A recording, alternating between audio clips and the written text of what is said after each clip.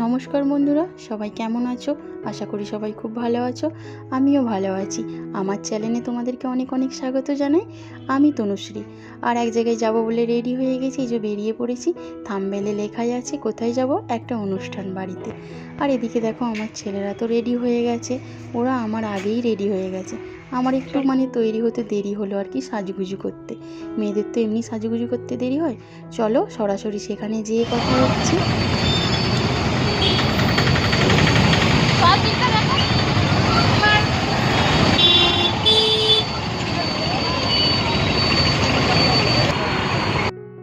তো বন্ধুরা চলে এসেছি লজের সামনে। অনুষ্ঠান বাড়িটা হচ্ছে একটি লজে, আর পুরো রাস্তাটা দেখাতে পারলাম না। তো এই লজটি কিনা কনফার্ম ছিলাম না, তাই জন্য আমার ছেলেকে দেখতে পাঠিয়েছিলাম। ও দেখে এলো, বললো হ্যাঁ মা এইটাই। তো অনুষ্ঠানটি আমি প্রথম দেখব আর তোমাদেরকেও প্রথম দেখাবো। আর ভেতরে কি অনুষ্ঠান চলছে আমি নিজেও জানি না। চলো ভেতরে যেয়ে দেখি কি অনুষ্ঠান চলছে। তো ভেতরে চলে এসেছি বন্ধুরা। এসেই দেখছি এখানে অনেক কিছু আয়োজন করেছে। ফল টল রাখা আছে, চাল, ফুল, চকলেট, অনেক কিছু রাখা আছে। আর ওকেও কোণের মতো সাজানো হয়েছে। ওর নাম হচ্ছে অক্ষদা। ওরই পিরিয়ড হয়েছে, তাই জন্য অনুষ্ঠানটি হচ্ছে এখানে। আর ওকে খুব সুন্দর দেখাচ্ছে, ওকেও কোণের মতো সাজিয়েছে। আর একটা ছোট্ট সিংহাসনও রেখেছে। তো এদিকে ফটোশ্যুট করা চলছে, ভিডিও ক্যামেরা হচ্ছে, ফটো তোলা হচ্ছে। তো বন্ধুরা আমি যখন এখানে আসি আমার তো খুব লজ্জা পাচ্ছিল, কারণ এরকম অনুষ্ঠান তো কোনোদিনও দেখিনি আর শুনিও নি। আমাদের ওখানে তো এসব হয় না, গ্রামের দিকে। আমাদের কলকাতায়, পশ্চিমবাংলায় এসব কি অনুষ্ঠান হয়? এটা হয় না। তো এখানকার এটা নিয়ম, প্রথম পিরিয়ড হলেই এখানে অনুষ্ঠান করতে হয় বাবা মায়েদেরকে।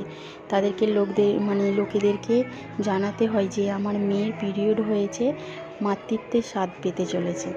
তো যখন আমি বন্ধুরা এখানে প্রথম আসি, এই ব্যাপারটি শুনে আমি খুব হাসতাম, লজ্জা পেতাম যে এটা আবার কি হচ্ছে, এখানে এরকম নিয়ম আছে। খুব হাসি পেত। সাধারণত মানুষ এরকম শুনলে হাসবেই, কারণ এটা একটা লজ্জার বিষয়। আমরা ভাবি এটা একটা লজ্জার বিষয়, তাই না? কিন্তু এটা কোনো লজ্জার বিষয়ই নয়, কারণ এর জন্যই দুনিয়া চলছে, মা হতে পারছে সবাই মেয়েরা। তো যাকে পৃথিবীতে মায়ের চেয়ে বড় আর কিছু নেই, এটা কোনো লজ্জার বিষয় নয়। তো প্রথমে তো ঢুকে আমার একটু লজ্জা লজ্জা পাচ্ছিল। তারপরে আমি বসে পড়েছিলাম, কি করতে হয়, কিভাবে আশীর্বাদ করতে হয় এসব জানি না, তাই জন্য আমি প্রথমে বসে পড়েছিলাম।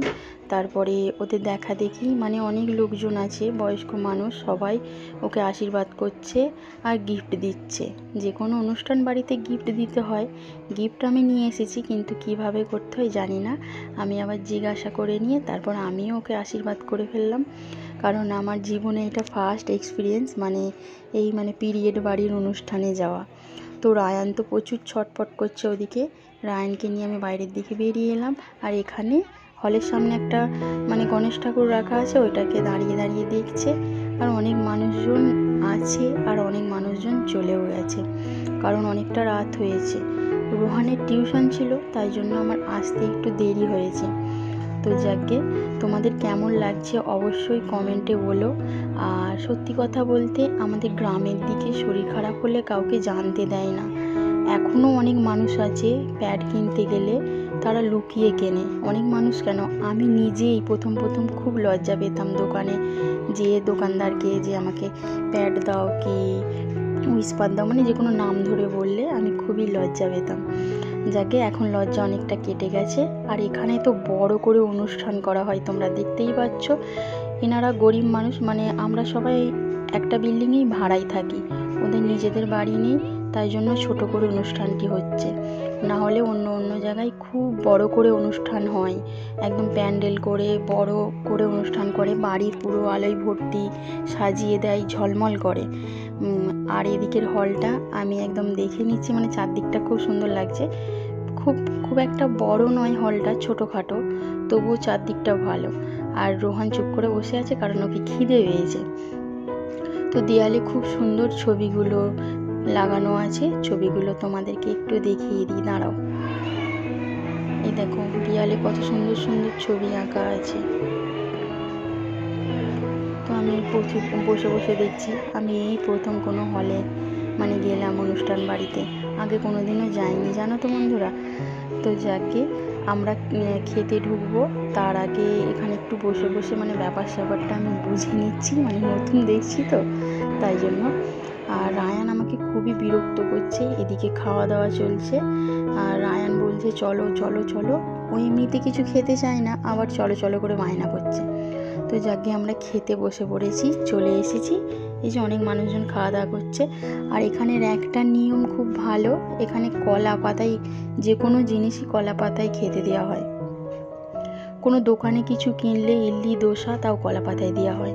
তো দেখো আমাদেরকে প্রথমেই একটা করে মিষ্টি আর একটা করে বড়া দিয়ে দিয়েছে, বড়ার সাথে চাটনি দিয়েছে, একটা নারকেল চাটনি একটা টমেটোর চাটনি।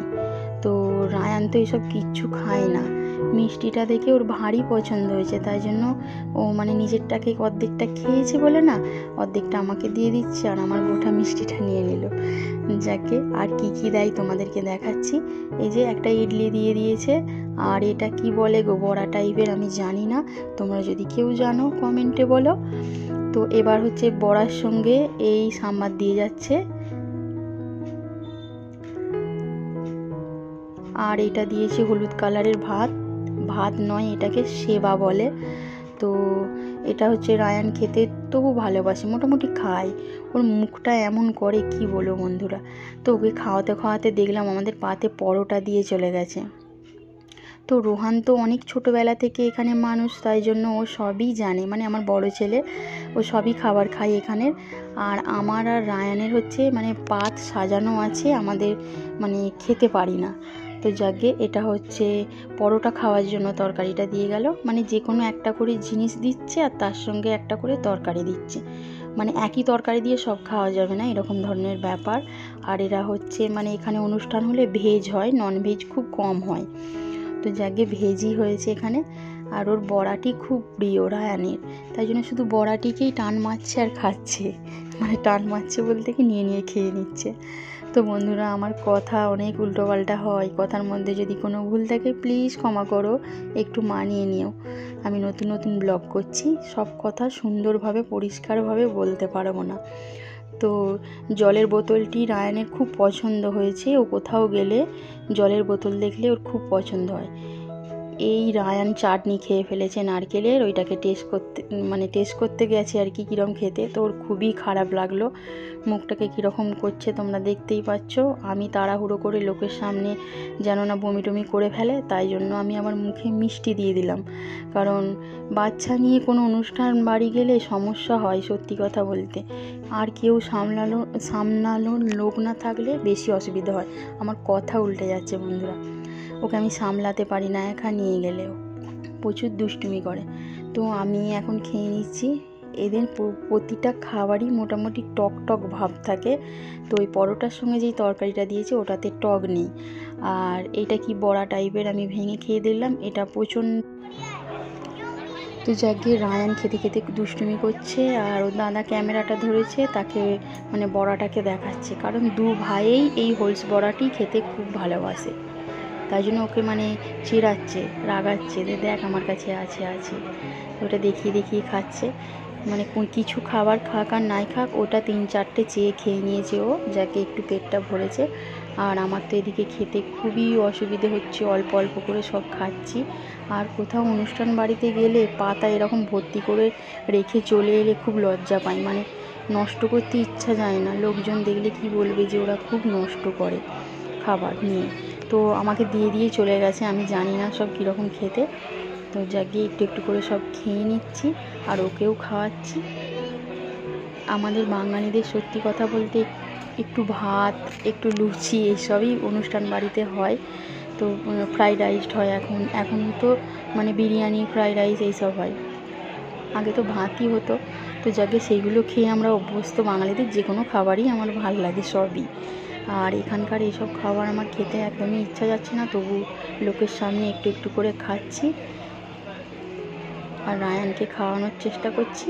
তো একটু একটু খাচ্ছে আবার নিজের মতো বক বক করছে। আর রোহানের খাওয়া হয়ে গেছে আগেই, ও হচ্ছে ক্যামেরা করছে। তো যাকে ঝটপট করে খাওয়া হয়ে গেল, এবার হচ্ছে মুখ ধুইয়ে দিলাম ওর, ও নিজে নিজে একা একা খেতেও চায় না আর মুখও ধুতে চায় না।